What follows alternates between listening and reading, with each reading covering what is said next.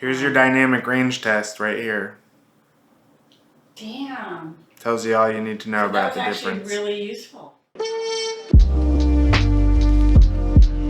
Hey guys, welcome back to the channel. Today we are going to continue our camcorder mirrorless/DSLR shootout. We're going to compare the dynamic range of the Z90 and the Sony A7s III. So let's get right into it. This is not meant to be exhaustive or scientific. I wanted to do a real-world test because it often reveals things that the scientific charts do not, especially things like skin tone and color rendition. And if that doesn't sufficiently titillate, you can enjoy watching me do whatever it is I'm doing here. Both clips were white balance normalized in DaVinci Resolve using a common background object, and I also raised the exposure offset for the Sony A7s III footage to try to get these two relatively close so the dynamic range could be fairly compared. For this next part, I wanted to show the two clips side by side, and in this view you can clearly see the differences between the two. Now, because I exposure offset the A7s III footage, the highlight regions are pretty similar.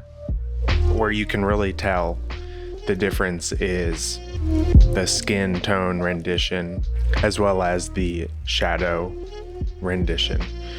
If you look at the Z90 footage on my face, the skin tones are washed out because it's reaching overexposure. On the A7s III, even though the exposure has been raised, it's still handling that high exposure well. We haven't lost any colors. And then if you look over to the shadows, specifically right under the shelf, you can see that there's more detail. The shadows are rendered in more depth. For me, if I were to say which one is more cinematic based on the dynamic range alone, this is what I would be looking at. And the A7s III clearly wins here. That's gonna do it for this episode. Next time we will look at skin tone rendition in a little bit more detail.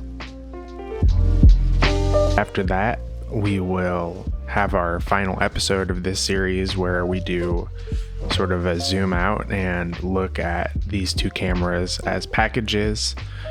We'll get into some things like overall image rendition, depth of field, portability and usability, and we will test both cameras in the field.